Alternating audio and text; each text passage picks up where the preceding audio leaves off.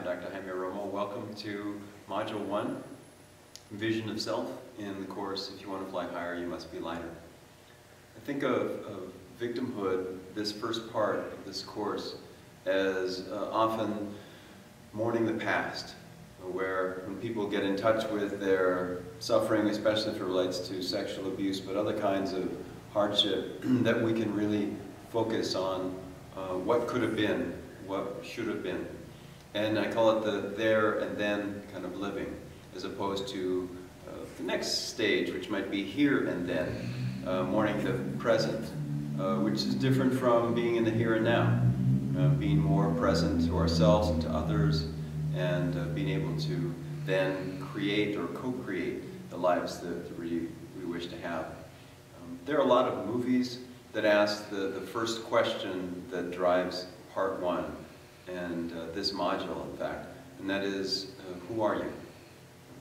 It's a profound question, not an easy one. And there are a lot of movies that talk about that. I mean, think of the Bourne movies, where the person doesn't know and has to figure out his past. And there was an odd movie called Memento, a person who blocked or had loss of memories and was trying to refigure out, piece together his life, his identity.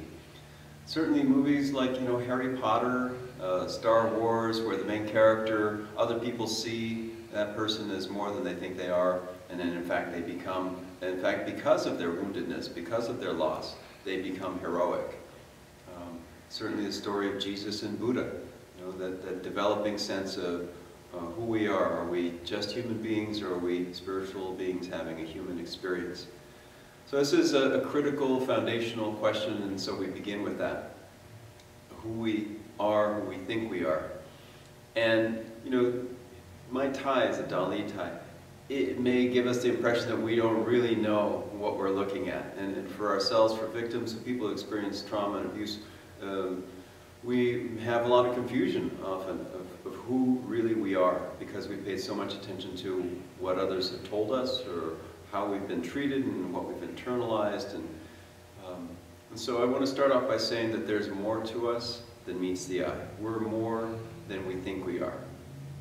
And we want to spend a little bit of time with that, focusing on getting to know ourselves at our core even better, so that then we can rebuild. We're all impacted by the ways that others treat us. I grew up in a violent alcoholic home. I was hungry a lot of the times. I wished I lived and could be in a different setting altogether. And there was some violence, and although my dad didn't hit me, he did mistreat others, he said things to me that really had a big impact. Just told me how stupid I was, and I wasn't then and I wasn't now. I mean, I went on to go to Stanford and get a master's and get a doctorate and so on, and there's no way that I'm stupid, but that drove me, that impacted me at a deep level. In fact, there are a lot of things that impact us that we don't really realize, we're not conscious of. And there's a way of thinking of the brain, how much we use, that maybe we use 3% of our brain. So let's just say roughly, if 1% of that is conscious, so we know what we know, 1% of that is we know what we don't know, and so we can take courses, we can read, we can find out more. And 1% being we don't know what we know. So we just automatically use all kinds of background experience and knowledge without even thinking about it, to drive a car, to multitask, and so on. But then there's this huge part of us that we don't know what we don't know. And a lot of that is unconscious. And so we are impacted and often driven by the unconscious, that decay. And so there's much more to us than meets the eye, even for ourselves. So I want to say that we're all developing, and this is a real important piece for any of us who feels hopeless and frustrated or furious about where we find ourselves, our physical, emotional, intellectual, or spiritual state. That we are developing in all those different areas. I mean, there's a story of a wise person who people would go to see, and whatever the question they went with, they would come back either like ecstatic or in tears. And so, this one king saw all these people going up and coming back, ecstatic, and went up and went to talk to this wise person, and the person shared these 4 words with them. The king presented all the things that he had going on in his kingdom. And the 4 words were, "This too shall pass." And so we are always in flux. We are always developing and changing. And so this program is about this integration of body, mind, spirit, and transformation. And when we're in suffering or in pain, it's often not easy to believe that there's something beyond what we're currently experiencing. And so this development at a physical level, at an emotional level, intellectual and spiritual level is true for individuals. It's also true for groups. And so we'll just talk about that briefly. Physically, well, there's lots of evidence to say that we are always evolving, developing, becoming more than we were just previously. From conception to birth, there's an incredible amount of development of cells that makes us who we are. In adolescence, there's another rush of development, only second to that initial gestation period. As adults, our cells are constantly being replaced. And so every few years, we have different cells. And there's something amazing that all the information doesn't get lost from one generation of cells to another, from one generation of organs to another. And so we're more than physical. So we're more than the material, these versions of ourselves, and we're more than the physical itself that we're starting to learn more and more about in our nervous system, that it's made up of energy, of electrical impulses, and this information that flows through us. It flows through our brain in 3 ways. We have a reptilian, the basic, oldest part of our brain that takes care of our basic functions that we don't even think about. There's the mammalian brain, the emotional brain, and we've developed that to have a different kind of intelligence. And then what makes us human and most sophisticated is this neocortex, the ability to judge and to think more creatively.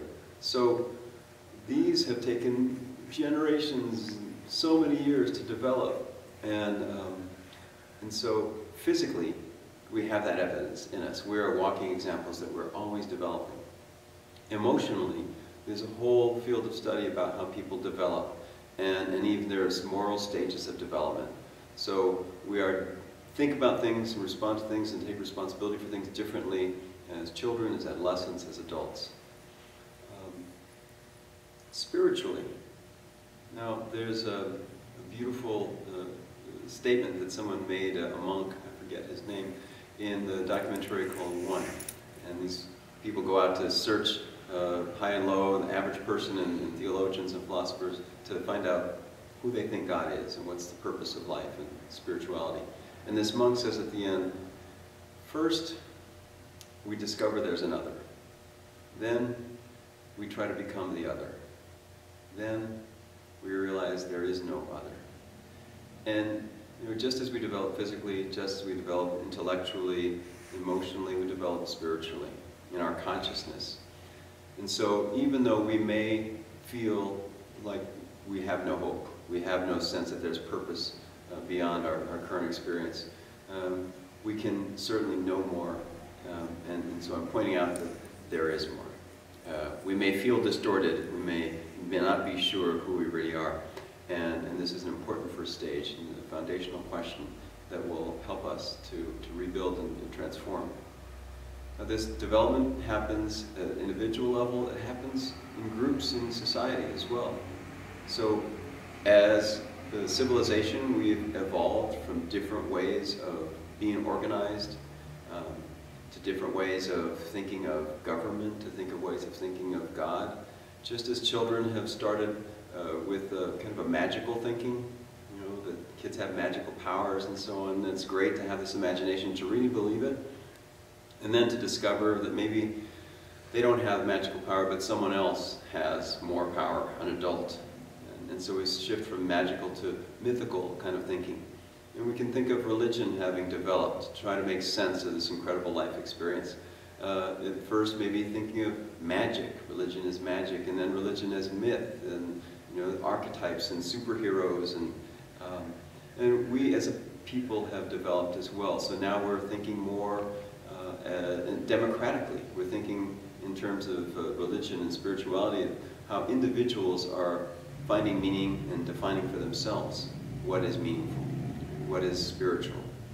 As groups and civilizations, we have recent examples of the Arab Spring and even this Occupy Wall Street movement, where we're constantly questioning, is this the best we can do? Is this the way to be happy and to be whole? And these groups are evolving now, new ways of governing, new ways of rebuilding our economic system, perhaps. It's all early, but it's clear that nothing is just the way it is. So what's all this got to do with us? Because of our past trauma or abuse, various kinds of abuse, that has built over years to impact us, it's damaged us, often in deep ways, and sometimes physically, oftentimes emotionally, intellectually, the way we think about ourselves, the way we think about others, the way we interpret, and spiritually, certainly. So this is a deep impact. We perhaps have been treated as objects, and we may have internalized then that we continue to treat ourselves as objects or others. We may have deep, deep reactions. There's an expression, the issue is in the tissue. Our issues are in the tissues. So without knowing it in that DK world that is so much of us, we react without being conscious of it to other people, to other situations. There may be triggers, there may be just the ways that we go around interpreting things that keep us from being our best self, that maybe keep us in earlier versions of ourselves that are very harmful. So we need to pay attention to that. So what all this has to do with us is that we need to begin taking care of ourselves physically, emotionally, intellectually, and spiritually. And so part of this course is to know that you're not alone.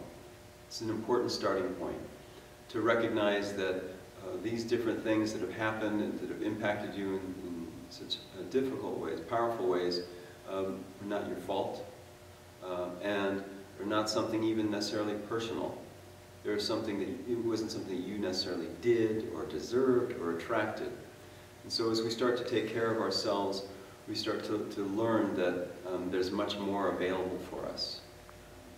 So we need to find support with others, whether that's in a therapy setting. That's an important resource, whether it's in a self-help kind of support group with other people who will listen, who can appreciate your experience, that will help us to expand what we know and believe about ourselves to be able to see more. I know that when I was really suffering from the impact of child sexual abuse as an adult, as a professor, it became really important to me what I had and what I did. And so I identified so much with my position and my possessions and my title. And an important part of my learning, and I suggest in all of ours, is to realize that we're so much more than those things, than what we do and who we are, who we think we are, and how other people have treated us. And so this program is about a shift in the way we think of our experiences, the way we think of ourselves. I'd like to share a bit of the poem that Nelson Mandela read, is written by Marianne Williamson, about who we are. And it's my response to that question, that foundational question, who are you? It says, you are a child of God. You're playing small, doesn't serve the world. There's nothing enlightened about shrinking so that other people won't feel insecure around you. We're all meant to shine, as children do. We're born to make manifest the glory of God that is within us. It's not just in some of us, but it's in everyone. And as we let our own light shine, we unconsciously give other people permission to do the same. As we are liberated from our own fear, our presence automatically liberates others. So I welcome you to this program, to engage with others in the chat room, to work through the workbook exercises, and to work with me as we continue in this healing process.